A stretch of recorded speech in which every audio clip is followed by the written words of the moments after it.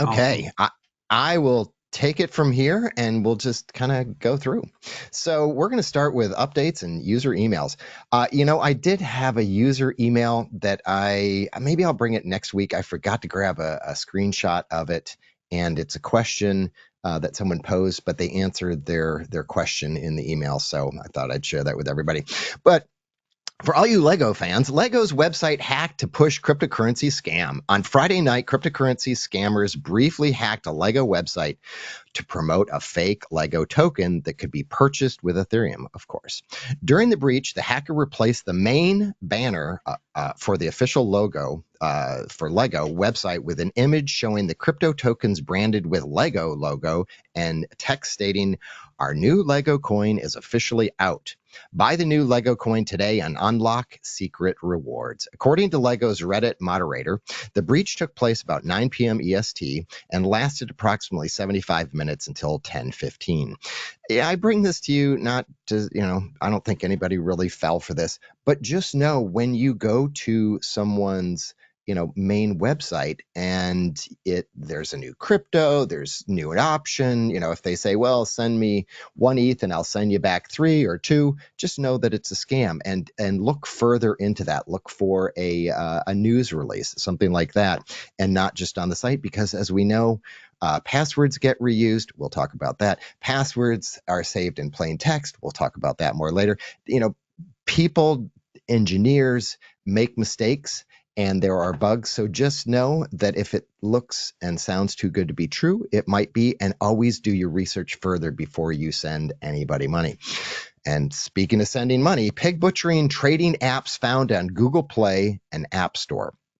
Fake trading apps on Google Play and Apple's App Store lure victims into pig butchering scams that have global reach. The apps have been removed from the official Android and iOS stores after accumulating several thousand downloads, says a researcher.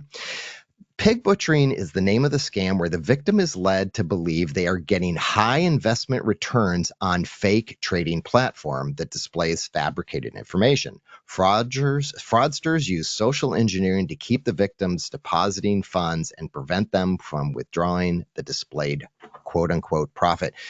I know we've had a couple people in this group fall for this. It was more, one of them was a romance scam, kind of like, oh, they befriend you, and then I have this great platform. If you put some crypto in, I'll kind of match it, and we'll get this going. So be wary, and once again, do your own research to see if something is legit. So we're going on to crypto news. ETH users stake 28.9% of supply, signal long-term confidence. Almost a third of all ETH has been staked as token holders show long-term interest in the crypto assets and rewards they can reap.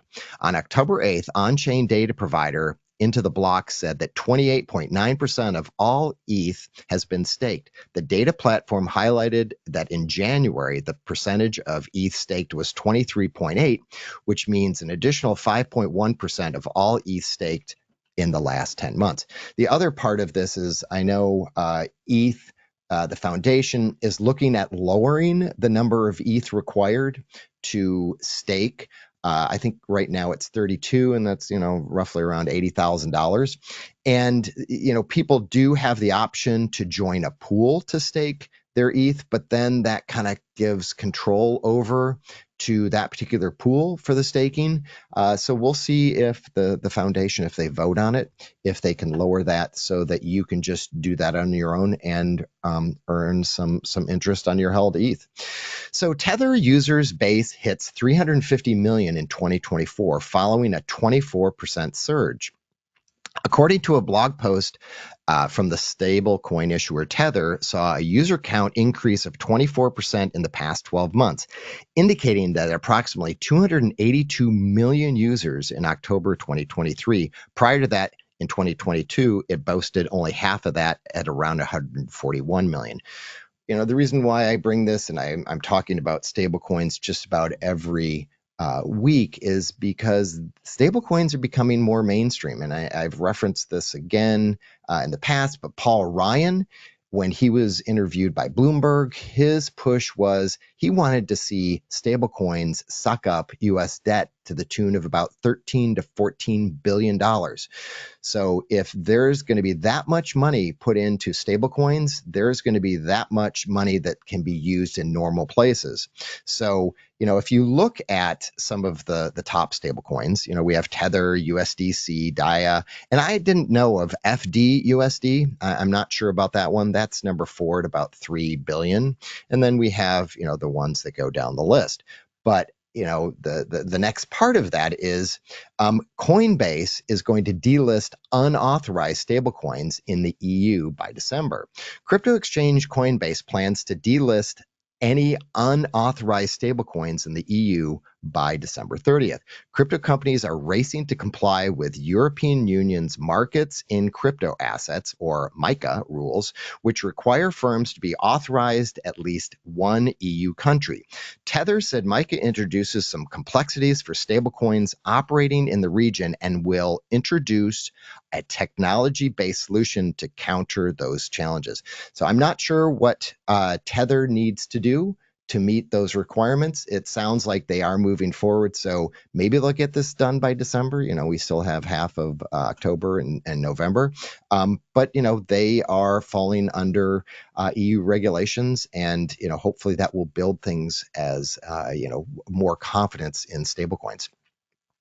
Crypto adoption on track to hit 8% by 2025, says a report. It seems like a lot of the information I'm preaching to the choir, and I'm showing you, the adoption is really kind of coming into the mainstream. But I think it's important to know that we're not just those people behind the curtain that have to hide that we have crypto, that, 8% of the globe has, in crypto.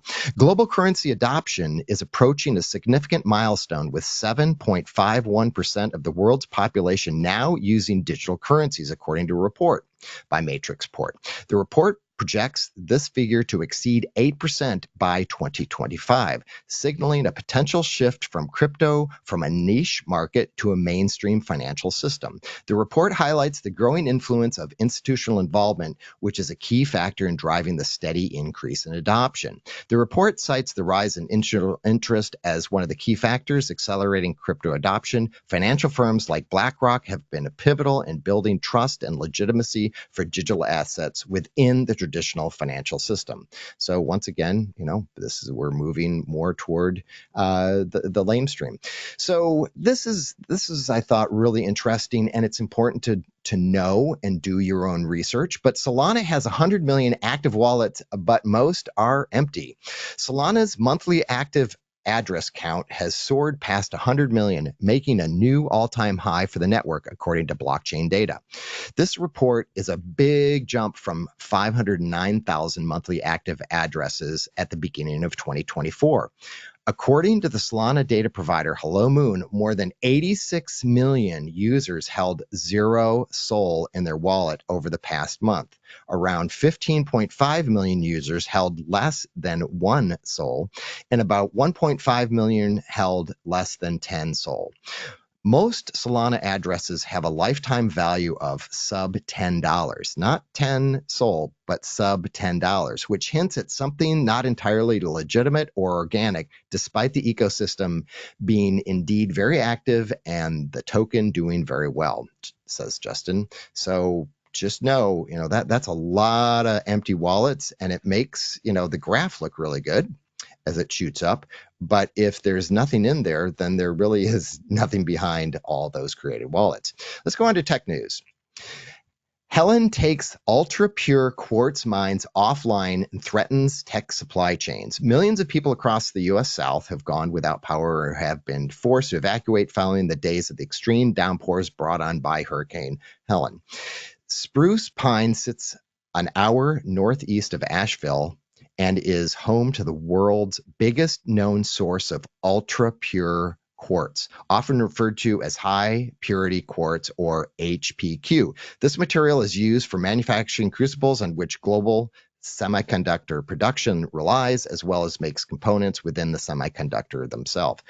Basically, I spoke to someone in the Bay Area, from the Bay Area, and they had a company-wide top exec, and it was high tech, it was manufacturing, and they said, if you're going to buy a computer, if you're going to invest in something, do it now because in a month or so, which potentially could happen, supply chain for the HPQ could draw down. They do have supplies out there, but just know that there may be price spikes. And if you're going to invest in the company or invest in yourself or buy something, do it now before maybe some supply chains get choked.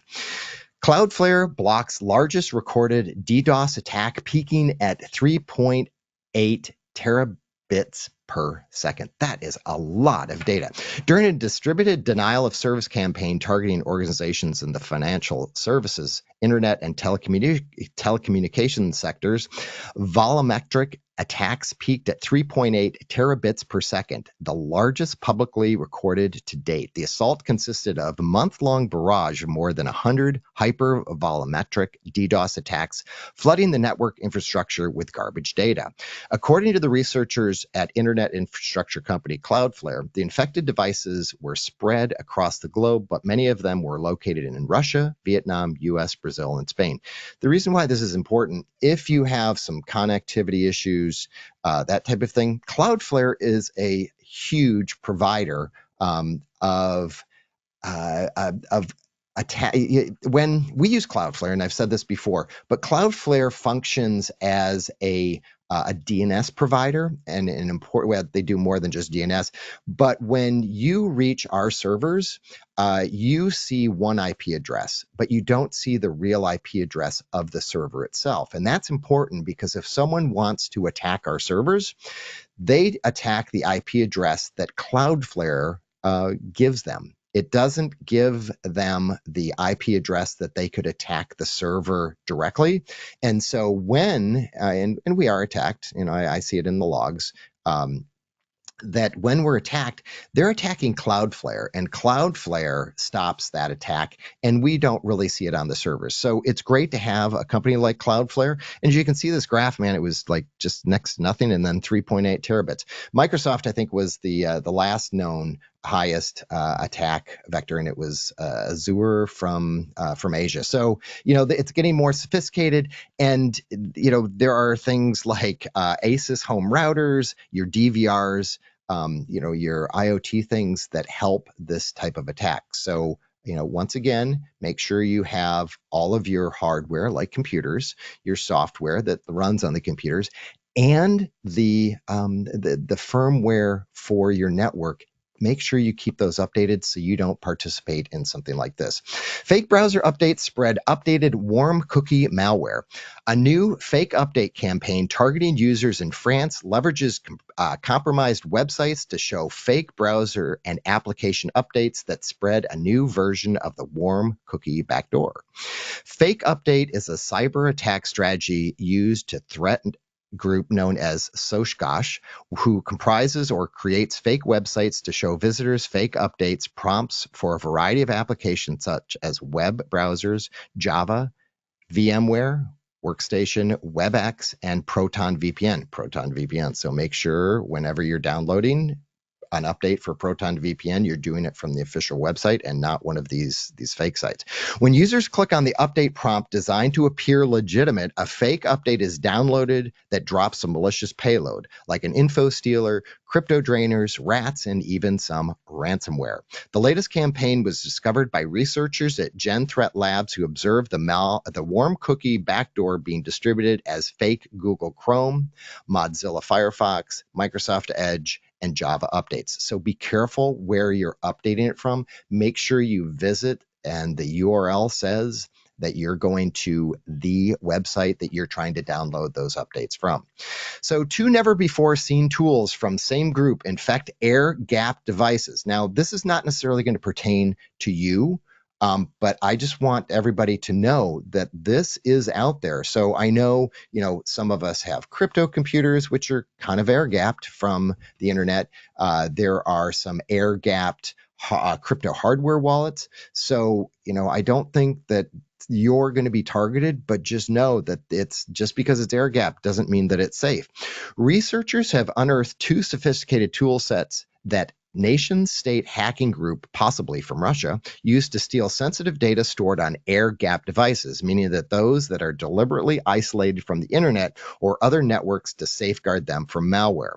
One of the custom tool collections was used starting in 2019 against a South Asian embassy in Belarus. A largely different tool set created by the same threat group infected the European Union government organization 3 years later.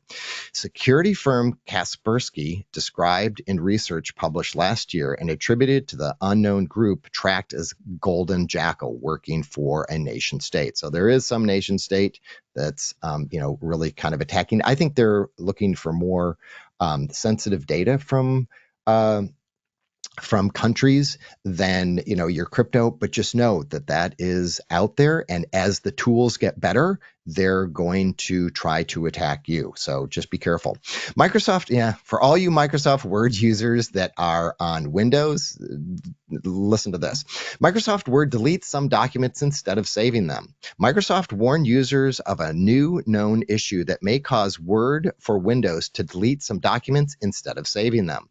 As the company explains, this bug only impacts users of Word for Microsoft 365 version 2409 build. You're going to have to look at that yourself. Furthermore, this problem only arises when users close Word after editing and are prompted to save. After saving their changes this way, the file may disappear.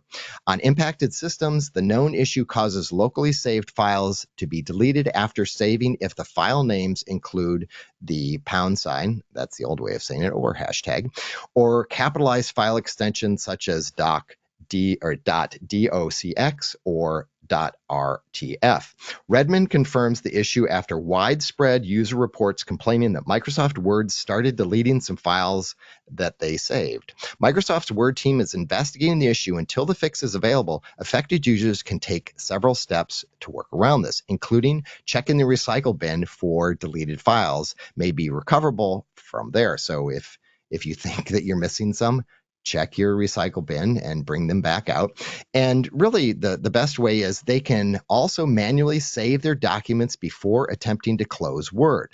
According to Redmond's test, the issue occurs after saving when prompted by clicking the X to close Word. It does not currently reproduce when manually saving before the close. So the moral of this story or this article is do a manual save, under File, Save, or, Command S, and save the file that way, and don't click the red X. And after it says, do you want to save this document? Press save. So save it before you quit, and hopefully your documents will remain on your computer and not be thrown away.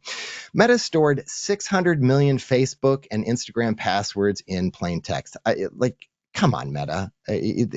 This is just basic stuff. The issue was first uncovered in 2019 when Facebook admitted to hundreds of millions of passwords being stored unencrypted. Facebook, now Meta, said that the passwords were not available outside the company, but also admitted that around 2,000 engineers had made more than 9 million queries to that user database.